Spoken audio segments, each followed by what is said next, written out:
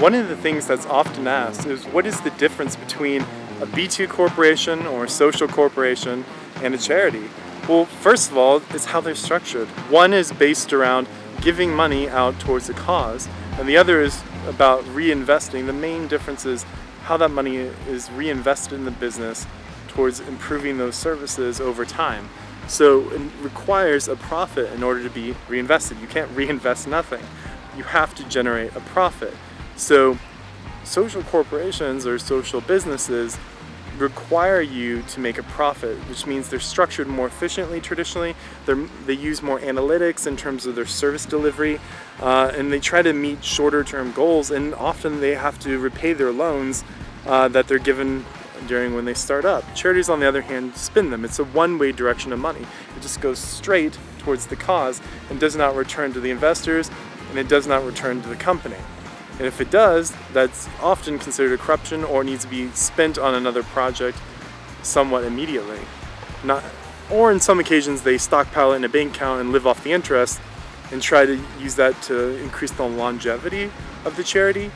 But with a social corporation, you have to make sure that the interest you get back, the returns you get back, are reinvested. You can't just sit on them, you have to reinvest them. And that helps it grow and expand the service area. Like, say for example, you have a cell phone company. If it's just a charity, they just give out free cell phones. If it's a social company or business, they have to help, like say for example, they give out cell phones, but they also make sure that there's monthly plans on them that are very affordable and that they have great coverage. And then all the money you get back and profit you use to extend the network and improve the data plans, that sort of thing. When talking about social business, people often use the phrase the old adage, give a man a fish, he eats for a day, teach a man to fish, he lives for a lifetime, that sort of thing. It actually does kind of overlook some of the nuances between charities and social businesses and social entrepreneurship, because sometimes you really do just need one-way charity. Not to say charities are always one way, but generally speaking, money goes out. And sometimes, like for example, after natural disaster, you don't have time to make profit or return investments or to build a corporation and build up a structure for a company. You just need that food to get to people as soon as possible through an army of volunteers and donations. And that is very effective. And there are other things that you need investment in through charities. And they're very, very valuable in that regard. You can't just say, hey, we're going to just do everything as a business now.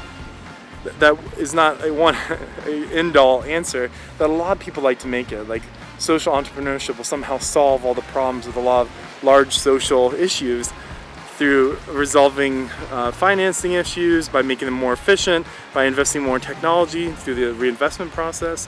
However, sometimes charities can outperform social businesses if what they're doing, like in the case of a natural disaster, is a one-way input.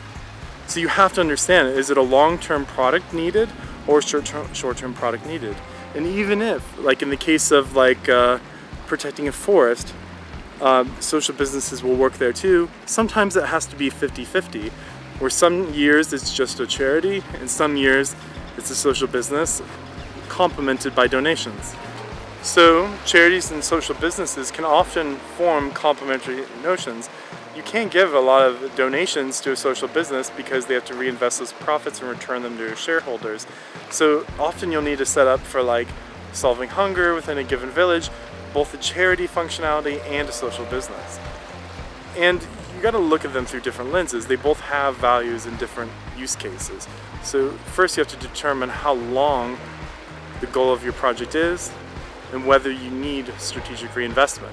One of the main confusions with social businesses is like how wealthy you can get off doing them. When you're reinvesting your profits, you can still have a good CEO salary, or as a founder of an organization, or with the majority of the shares. However, you do have to reinvest a lot of the company's profits back into the company and not necessarily giving yourself a massive salary boost all the time, because the whole point is to help people and to have a better to improve the community you're working with, rather than to just find the cheapest labor. So that is a large differentiation between private sector, where shareholders are you're only bound to the interests of your shareholders, and your employees are subject to the wage fluctuations in the market. and to trying to, you can treat them good, but like generally speaking, it's less of an institutional problem. Whereas if you're registered as a social business, you actually have a legal responsibility to make sure, to some degree, depending on the country you're in, it's definitely an important thing socially, but there's also a legal aspect of reinvesting those profits and not increasing the salaries of the top executives. Contrary to popular belief, a lot of social businesses aren't just for the bleeding heart or for helping people who are mostly helpless themselves. It's actually about getting into larger underserved markets of people who have skills, who have things of value, and can be scaled up if only people would take riskier investments and be willing to invest in communities instead of individuals. So it's just a different approach to business.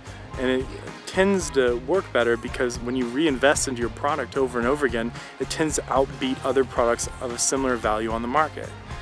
Because you do more R&D, you do more development, you do more scaling, and you can also be available to funds in which they're not through the government. So you actually can be quite advantageous of a position to take just as a common sense business person. Social business makes sense in certain markets, just not in the first world, Tokyo or London, but outside of those cities, it can be very effective.